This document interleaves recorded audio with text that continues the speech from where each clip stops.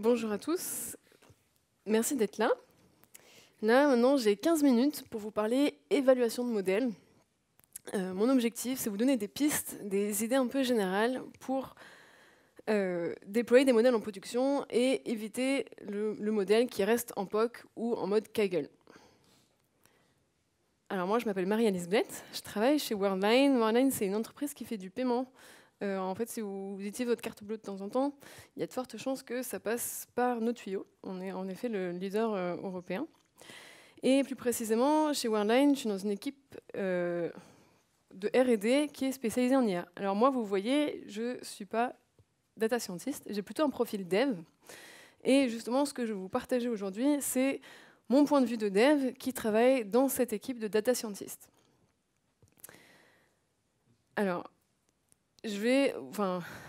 ma présentation, vous allez voir, ça va être une petite histoire avec deux personnages, mon personnage de data scientist et un autre personnage de dev.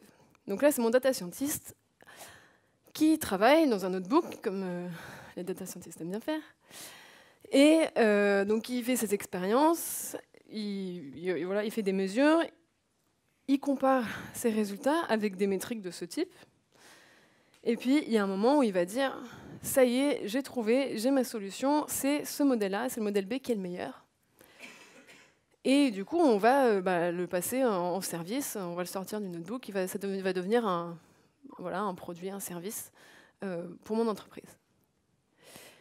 Et puis là, j'ai mon personnage dev qui va dire « oui, mais on a un petit problème avec le temps d'exécution du modèle ». Alors, je vous ai dit, je travaille dans une entreprise qui fait du paiement, je fais des intelligences artificielles. Qui dit paiement et intelligence artificielle dit détection de fraude. Et détection de fraude, il faut que ça soit extrêmement rapide. Quand vous mettez votre carte bleue dans le lecteur, si ça prend trop longtemps, vous allez dire le lecteur ne marche pas. Donc il faut que ça soit extrêmement rapide.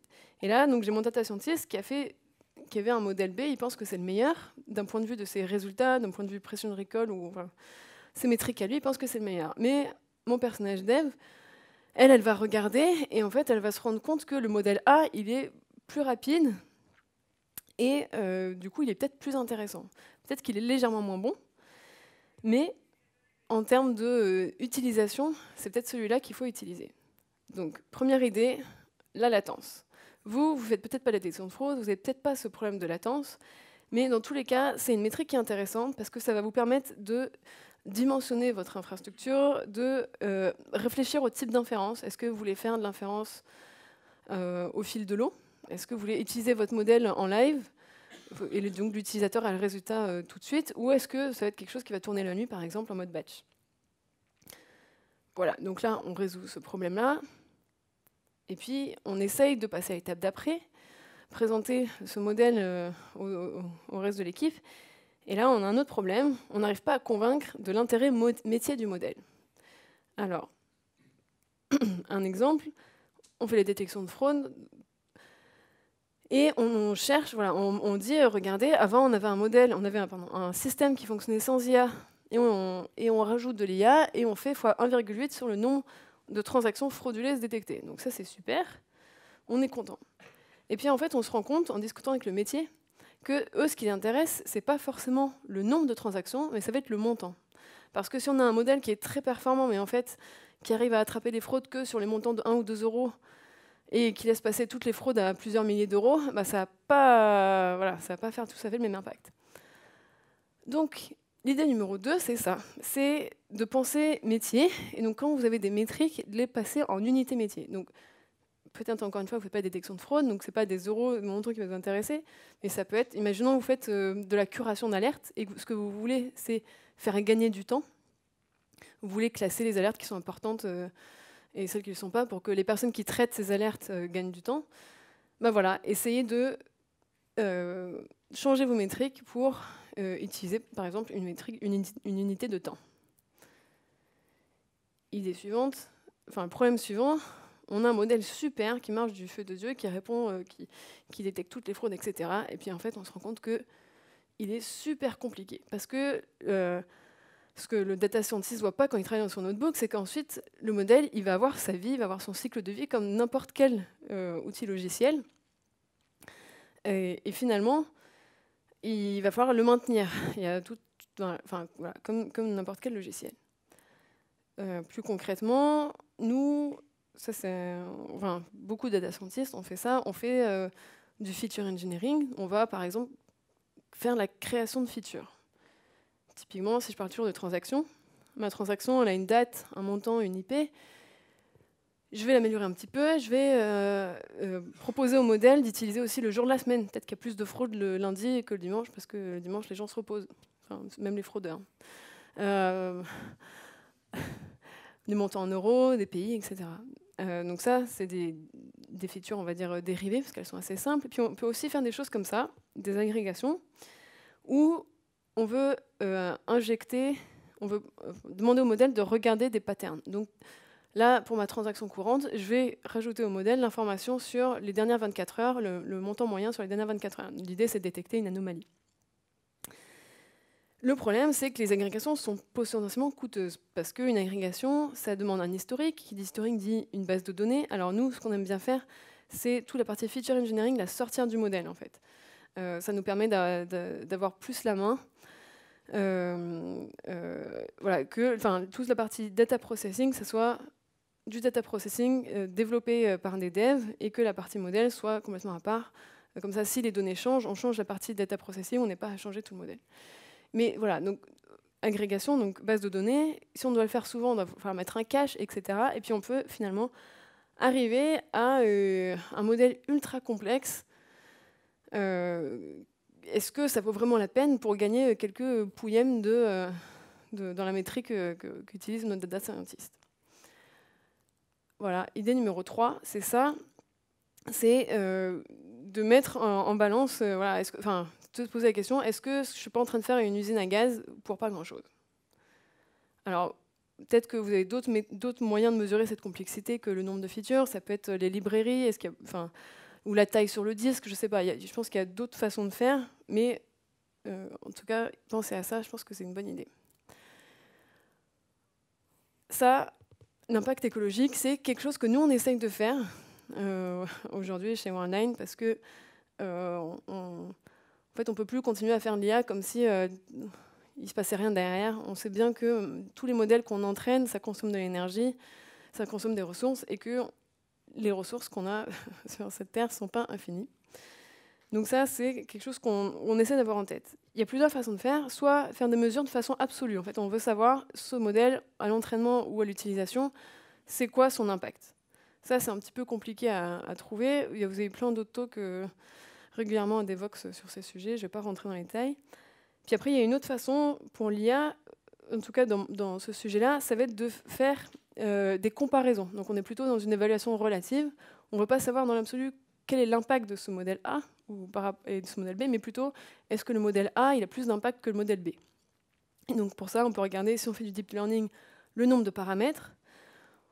Il y a aussi une métrique, par exemple les flops, qui sont le nombre d'opérations virgule flottantes que vous pouvez trouver typiquement dans le TensorFlow Profiler. Il y a d'autres librairies qui le font. Voilà, ça peut être quelque chose qui peut être intéressant à avoir. Nouveau problème, on n'arrive pas à faire adhérer les décideurs. Alors, ce n'est pas tout à fait le même problème qu'avant. En fait, là, pour mon problème numéro 2, on avait réussi à convaincre que notre modèle, il marchait, qu'il avait un intérêt métier. Maintenant, ce qu'on n'arrive pas à faire, c'est, en gros, obtenir le tampon des gens qui décident, voilà, qui disent « go, on y va, on en fait un service, on le met en prod, etc. » Pourquoi? Parce que très souvent, le machine learning, c'est quelque chose qui paraît un petit peu magique, un peu boîte noire, et les gens, ils ont du mal à avoir confiance. Ça, je ne sais pas si vous avez déjà eu ce problème. Nous, dans notre équipe, on l'a rencontré plusieurs fois. Et on a trouvé quelque chose qui marche bien et qui est un peu dans l'air du temps, c'est tout ce qui est explicabilité, ou explainability en anglais. L'idée, c'est d'avoir quelque chose qui permet d'expliquer comment fonctionne le modèle. Donc l'explicabilité globale, c'est simplement avoir ce petit graphe qui dit, voilà, c'est ce paramètre-là, dans mes données d'entrée, c'est ce paramètre-là qui est le plus important. ensuite c'est celui-là, ensuite c'est celui-là, et mon modèle, voilà, il fonctionne comme ça, il regarde d'abord ça, puis il regarde ça. Ça permet aussi parfois de se rendre compte qu'il y a des choses voilà, que le modèle, on avait mis dans les données quelque chose qu'il ne fallait pas, et qu'en fait le modèle, il a appris le résultat avec un paramètre qui est directement corrélé au résultat, et ça on ne voulait pas. Voilà. Il y a aussi d'autres façons de faire, c'est l'explicabilité locale. Donc là, c'est pour une transaction donnée, pour un item donné, je vais demander au modèle comment tu as trouvé ce résultat, pourquoi est-ce que tu penses que c'est une fraude précisément sur celui-là. Et on va essayer de voir, par exemple, cette fois-ci, ça va être à cause de l'IP, parce que elle est dans un pays très bizarre, et ce n'était pas le cas avant, où voilà, il y a un pattern dans le comportement de l'utilisateur de la carte bleue qui change. Et ça, c'est quelque chose qu'on peut voir avec l'explicabilité. Et ça, en fait, tout d'un coup, ça devient concret pour les gens. Et on arrive à avoir ce petit tampon, ce go de la part des décideurs. Finalement, l'explicabilité, c'est ce qui permet de connecter l'équipe de data science et les personnes métiers ou les stakeholders. Voilà, donc je ne vous dis pas de jeter ça, parce que ça, c'est toujours très important. On le garde. Par contre, on peut peut-être rajouter d'autres choses voilà, pour avoir l'esprit qu'un modèle de machine learning, ce n'est pas seulement dans un notebook, ça va aussi être intégré en tant que service. C'est aussi finalement du logiciel. Et voilà quelques pistes pour travailler là-dessus. Merci.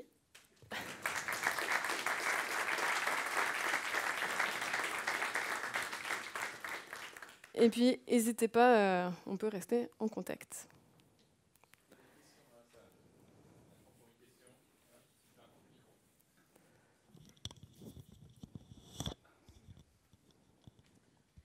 Merci beaucoup pour la présentation. Petite question ou remarque sur l'explainability. Oui, ouais, dans quelle mesure est-ce que ce n'est pas en plus une arme supplémentaire pour les développeurs même du modèle, pas juste pour mettre les stakeholders au courant, mais vraiment une métrique supplémentaire qu'ils doivent regarder dans le contexte même du développement? Je suis 100% d'accord. C'est en fait, à la base, nous, on avait commencé, enfin, on l'avait commencé à utiliser ça de façon régulière pour les stakeholders, et en fait on s'est rendu compte que c'était hyper important de faire dès le début, parce que ça permet de détecter des biais, ça permet de voir quand voilà, y a des choses bizarres qui se passent et qu'on s'était trompé à un endroit. Ouais, je suis 100% d'accord. Les outils de machine learning fournissent cette explicabilité, vous devez le coder pour pouvoir le sortir? Alors, donc moi, je ne suis pas data scientist. Je vais répéter ce que m'ont dit mes collègues data scientists. Il y en a qui le fournissent, il y en a où c'est intégré, et il y en a d'autres où ce n'est pas le cas. Et là, les exemples que j'ai montrés, c'est une librairie qui s'appelle Chap, qui est un peu la référence en ce moment, enfin, qui a beaucoup la cote en ce moment, et qui permet justement de s'appliquer sur plusieurs types de modèles, et du coup faire des comparaisons qui ont un peu plus de sens. Voilà. Après, ça ne marche pas pour toutes. Je sais que, par exemple, pour le deep learning, c'est un peu plus compliqué. Voilà. Je ne vais pas trop rentrer dans les détails parce que ce n'est pas 100% mon domaine d'expertise.